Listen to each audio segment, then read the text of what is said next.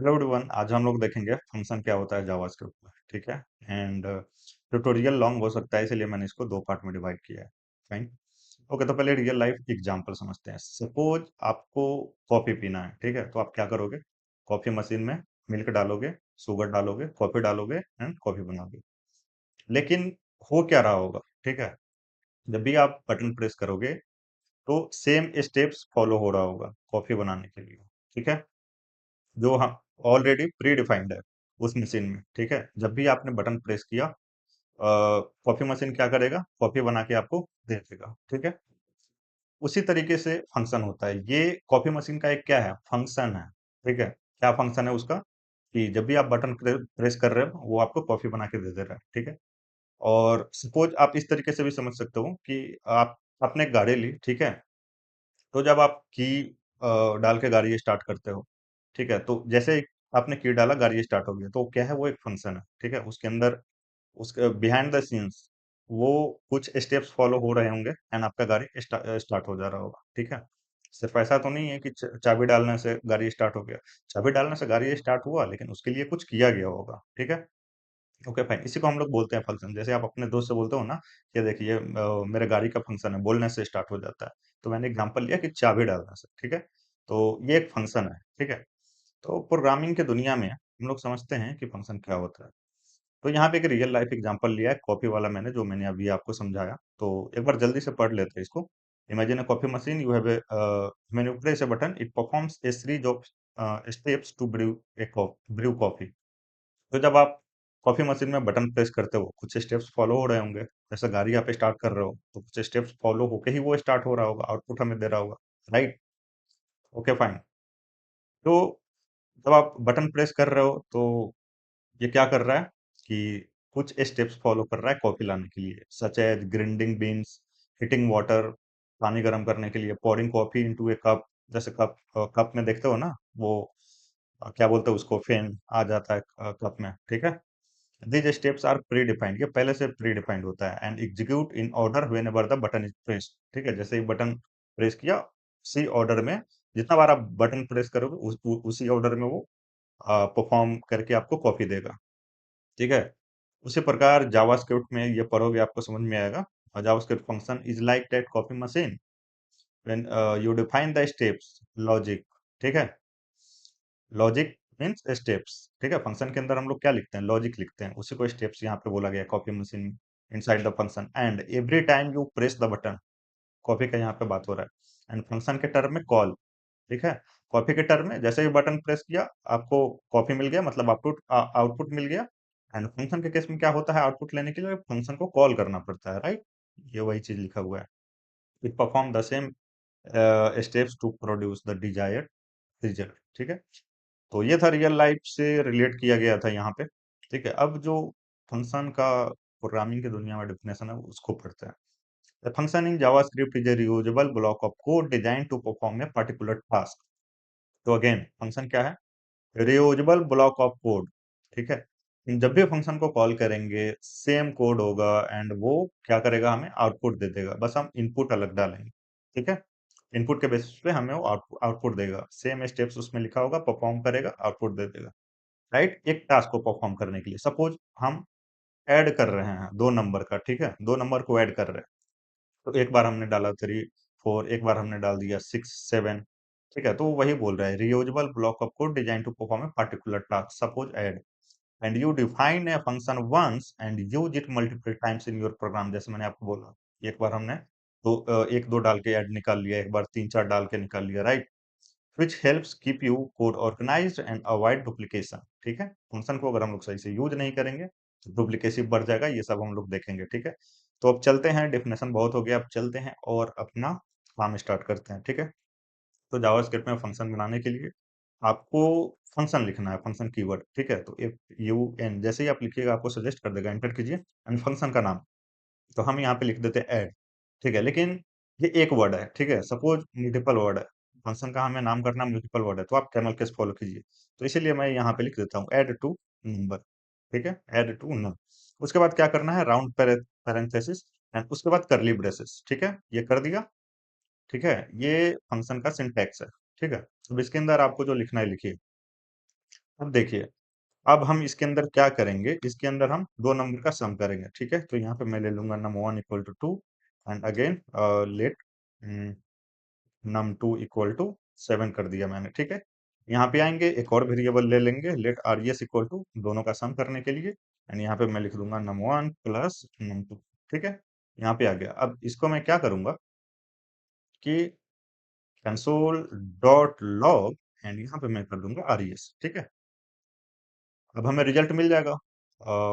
अगर हम रन करेंगे तो हमें आउटपुट मिल जाएगा, है ना। दोनों का सम मिलेगा, नहीं मिलेगा, हमने फंक्शन को कॉल ही नहीं किया। जैसे कॉपी में सिर्फ कॉपी मशीन से थोड़ी हमें कॉपी मिल जाता है, बटन प्रेस करना पड़ता है, राइट। तो फंक्शन में क्या करना पड़ेगा, फंक्शन कॉल करना पड़ेगा, ठीक है। तो यहाँ पे आएंगे, इस तरीके से हमने कॉल कर दिया। फंक्शन को कॉल करने के लिए क्या करना पड़ता है, फंक्शन का नाम एंड राउंड पैरेंथेसिस।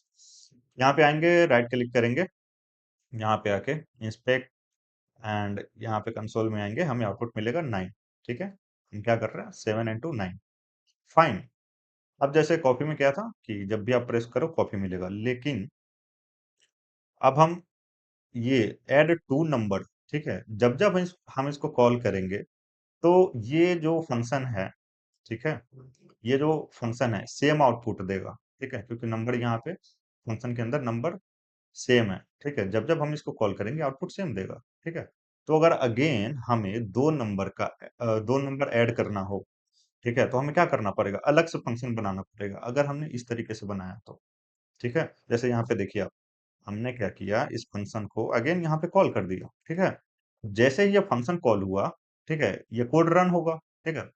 फंक्शन के अंदर लिखा हुआ कोड रन कब होता है, जब फंक्शन कॉल होता है। तो हमने यहाँ पे पहली बार जब कॉल किया तो ये यहाँ पे आ गया एंड रन होना स्टार्ट होगा। तो num1 में क्या है, 2 7 एंड अगेन 9 एंड ये कंसोल कर दिया। फिर जब हमने दोबारा फंक्शन किया तो अगेन ये सेम ही तो काम करेगा, ठीक है। तो हमें क्या देगा आउटपुट, अगेन 9 देगा। तो अगर हमें सपोज 3 और 2 का सम निकालना है तो उसके लिए हमें क्या करना पड़ेगा, एक और फंक्शन लिखना पड़ेगा, राइट। अगर हमें 3 और 2 का सम निकालना है तो उसके लिए एक और फंक्शन लिखना पड़ेगा। तो अगर आप फंक्शन लिख रहे हो, मैं जल्दी से करके दिखा देता हूँ, यहाँ पे ऐड लिखता हूँ एंड यहाँ पे अगेन लेट num1, ठीक है। ये मैं ये बताने का कोशिश कर रहा हूँ कि डुप्लीकेसी कैसे बढ़ता है, जैसे अभी हमने पढ़ा था। num1 इक्वल टू यहाँ पे 3 लिख लेता हूँ एंड यहाँ पे लेट num2 इक्वल टू 2 लिख लेता हूँ, यहाँ पे again let res equal to num1 plus num2, ठीक है। ये हमने लिख लिया एंड यहाँ पे हम क्या करेंगे, res को कंसोल कर देंगे, कंसोल डॉट लॉग एंड यहाँ पे लिख देंगे res, ठीक है। एंड ये जो ऐड फंक्शन है इसको कॉल कर देंगे, कैसे, फंक्शन का नाम एंड राउंड पैरेंथेसिस। अब देखिए, 2 और 7 का निकालने के लिए हम एक अलग फंक्शन बनाए एंड 3 और 2 का सम निकालने के लिए एक अलग फंक्शन बनाए, ठीक है। एंड आएंगे हम यहाँ पे देखेंगे आउटपुट 5। लेकिन हम कर क्या रहे हैं, हम सेम कोड दोबारा लिख रहे हैं। देखिए ये दोनों में क्या है, ये दोनों में क्या डिफरेंस है, कुछ डिफरेंस नहीं है, बस फंक्शन का नाम अलग अलग है, काम हम सेम कर रहे हैं। तो क्यों ना कुछ ऐसा तरीका करें जिससे ये जो डुप्लीकेसी है, कोड डुप्लीकेट हो रहा है ना, ये डुप्लीकेसी है वो हट जाए। जैसे यहाँ पे अगर आप देखिएगा, देखिए यहाँ पे लिखा हुआ है रियूजेबल कोड, ठीक है, लेकिन रियूजेबल तो नहीं, डुप्लीकेट हो रहा है। Which help keep your code organise and avoid duplication. तो फंक्शन तो डुप्लीकेशन हटाने के लिए बना है, लेकिन हम क्या कर रहे हैं, डुप्लीकेट कर रहे हैं, तो ये तो गलत है। तो अब हम लोग काम करते हैं, एक ऐसा फंक्शन बनाते हैं जो रियूजेबल होगा एंड डुप्लीकेसी उसमें नहीं होगा, ठीक है। तो एक काम करते हैं, इस फंक्शन को कर देते हैं कमेंट, ठीक है, ऊपर वाला यूज करते हैं, इसको रियूजेबल बनाते हैं। तो यहाँ पे हम क्या करेंगे कि जब फंक्शन को कॉल करेंगे तो हम वैल्यू उसमें पास कर देंगे। यहाँ पे हमने पास कर दिया 2 और 4। एंड जब फंक्शन कॉल करते समय जब वैल्यू डालते हैं तो उसको बोलते हैं आर्गुमेंट, ठीक है। एंड फंक्शन जहाँ पे डिक्लेयर होता है यहाँ पे, ठीक है, उसको हम लोग बोलते हैं पैरामीटर, ठीक है। तो इस वैल्यू को क्या बोलेंगे, आर्गुमेंट वैल्यू एंड यहाँ पे पैरामीटर, ठीक है। तो यहाँ पे हम वेरिएबल डाल देंगे, ठीक है। फंक्शन कॉल करते समय वैल्यू डालते हैं, यहाँ पे वेरिएबल का नाम देते हैं, तो यहाँ पे हम लिखेंगे num1 एंड यहाँ पे लिख देंगे num2। अब हमने लिखा num1 एंड num2, ठीक है। अब हमें क्या करना है कि ये जो 2 जो है ये num1 में आ जाएगा एंड 4 जो है वो num2 में आ जाएगा, ठीक है। अगर अगेन सपोज हम यहाँ पे 6 दे दिए तो एक और हम वेरिएबल बना देंगे, राइट, num3। अगेन सपोज एक और हमारे पास है नंबर। तो एक और यहाँ पे बना देंगे नम को, ठीक है। तो जैसे जैसे आर्गुमेंट बढ़ेगा वैसे वैसे यहाँ पे हम पैरामीटर बढ़ाते जाएंगे, ठीक है। तो अभी हम 2 ही पे रखते हैं, ठीक है। फाइन, अभी हम 2 ही पे रखते हैं। अब देखिए यहाँ से हमें वैल्यू मिल जाएगा इसका, 2 और 4 जो है, 2 जाएगा नम वन में, 4 जाएगा नम टू में। तो इसको हम यहाँ से हटा देंगे, इस तरीके से यहाँ से हटा देंगे, इन दोनों को हटा देंगे, ठीक है। अब देखिए नम वन में 2, नम टू में 4 एंड आरईएस में क्या आ जाएगा 6। अब इस फंक्शन को कॉल कर रहे हैं तो कंसोल में हमें क्या मिलेगा 6। तो आएंगे यहाँ पे and come here and you will get 6, ठीक है। अब इस फंक्शन को हम लोग क्या कर रहे हैं, दोबारा कॉल कर रहे हैं, ठीक है। क्या करने के लिए, again some gate, sum find करने के लिए, सम गेट करने के लिए। तो यहाँ पे मैंने डाल दिया 5, यहाँ पे मैंने डाल दिया 7। तो अगेन ये कॉल होगा एंड हमें इस बार आउटपुट क्या मिलेगा, इसमें जाएगा 5, इसमें 7, ये हो जाएगा 12 एंड कंसोल कर देगा 12, ठीक है। तो यहाँ पे आएंगे एंड ये कर देगा, हमें आउटपुट दे देगा 12, ठीक है। तो होप ये रियूजेबल का कंसेप्ट आपको समझ में आया होगा।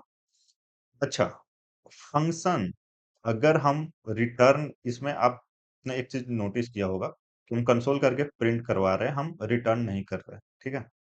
तो हम सीधा रिटर्न कर सकते हैं जो भी रिजल्ट है, ठीक है, जो हमें रिटर्न करना फंक्शन रिटर्न कीवर्ड के मदद से। तो यहाँ पे हम लिखेंगे रिटर्न एंड हम क्या रिटर्न करवा देंगे, रिटर्न आरईएस, ठीक है।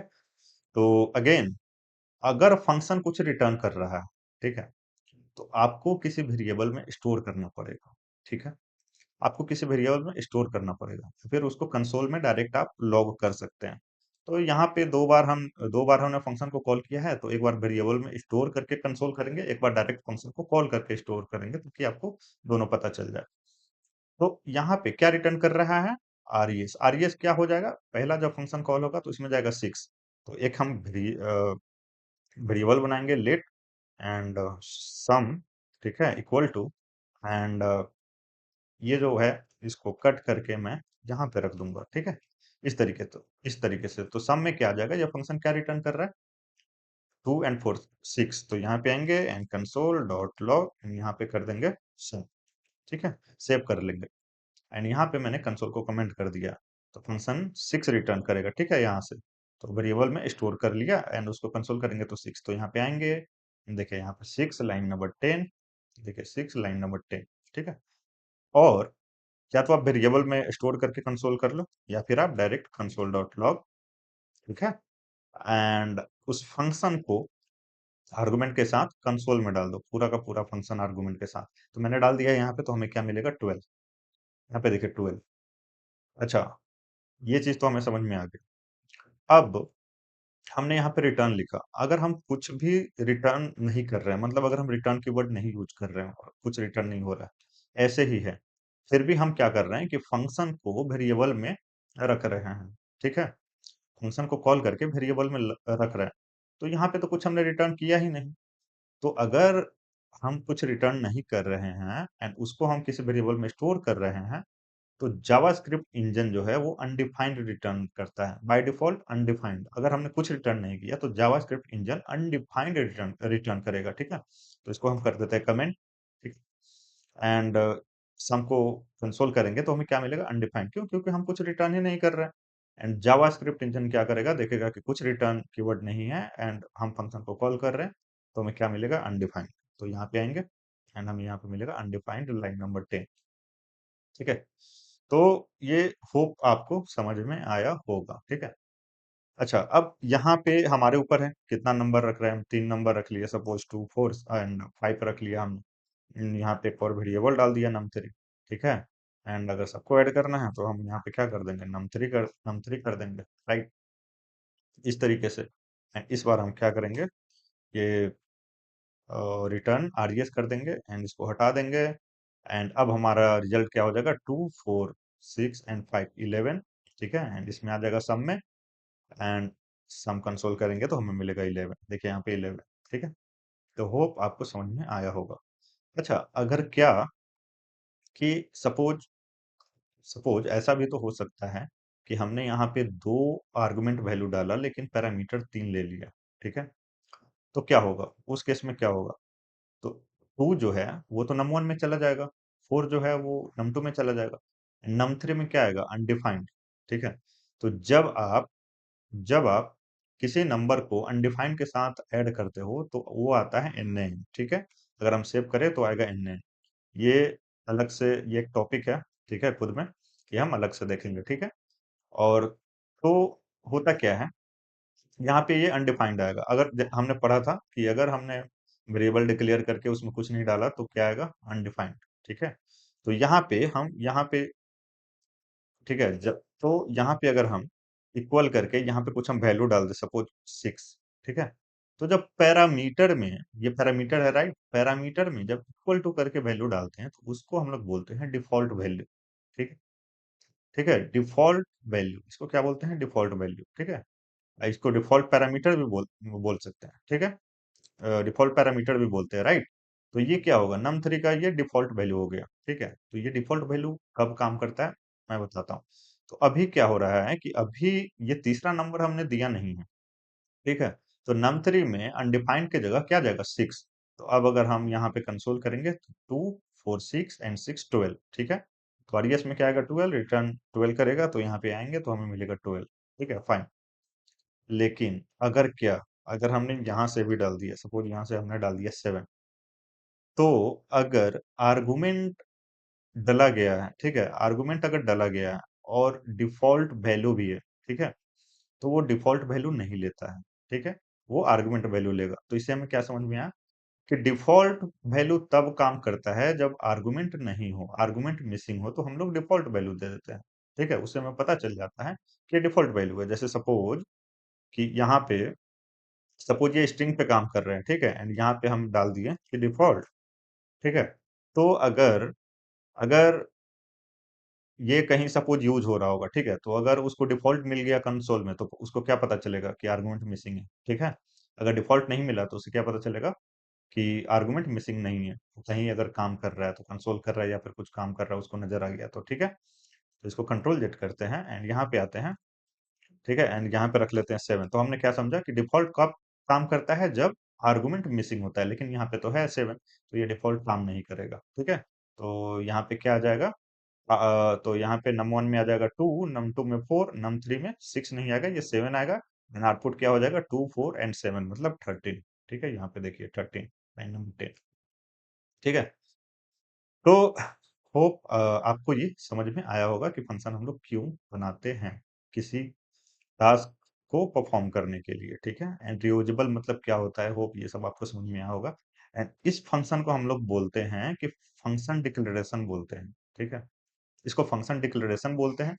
जावास्क्रिप्ट में फंक्शन तीन चार तरीके का होता है, ठीक है। इसको बोलते हैं फंक्शन डिक्लेरेशन और नेम्ड फंक्शन, ठीक है। यहाँ पे आते हैं एंड यहाँ पे आते हैं एंड देखिए how to declare a function, ठीक है। तो हमने क्या किया, function can be declare using the function keyword and name. यहाँ पे हमने फंक्शन सिंपल डिक्लेयर किया है। And real life calculate the area of a triangle, ठीक है। तो अभी हमने क्या किया था, हमने क्या किया था, दो नंबर फंक्शन को कॉल करके सम किया था, ठीक है। एंड अगेन एरिया करने के लिए क्या करना पड़ेगा, यहाँ पे मल्टीप्लाई करना पड़ेगा। तो आप प्लस की जगह स्टार डाल दो, मल्टीप्लाई हो जाएगा, एरिया निकल जाएगा आपका, ठीक है। ये देखिए different types of function in JavaScript. तो जो अभी हमने देखा वो था फंक्शन डिक्लेरेशन, इसको रेगुलर फंक्शन भी बोलते हैं एंड नेम्ड फंक्शन भी बोलते हैं। Function declaration define as named function, ठीक है। तो ये अभी हमने जो देखा वो देखा function declaration. And next video में, नेक्स्ट ट्यूटोरियल में हम लोग देखेंगे, ये सब हमने देख लिया। नेक्स्ट ट्यूटोरियल में देखेंगे कि फंक्शन एक्सप्रेशन क्या होता है, ठीक है। एंड एरो फंक्शन क्या होता है, अगेन एनोनिमस फंक्शन क्या होता है एंड आईआईएफपी फंक्शन क्या होता है, ठीक है। तो आज थोड़ा मैं थका भी हूँ ऑफिस के काम करने में। एंड ये भी देखेंगे कि इसका मतलब क्या होता है, function is a value and first class citizen, ये सब क्या होता है, ठीक है। आप पढ़ने का कोशिश कीजिए, बाकी तो मैं हूँ ही। तो मिलते हैं नेक्स्ट वीडियो में। Thank you, bye, take care.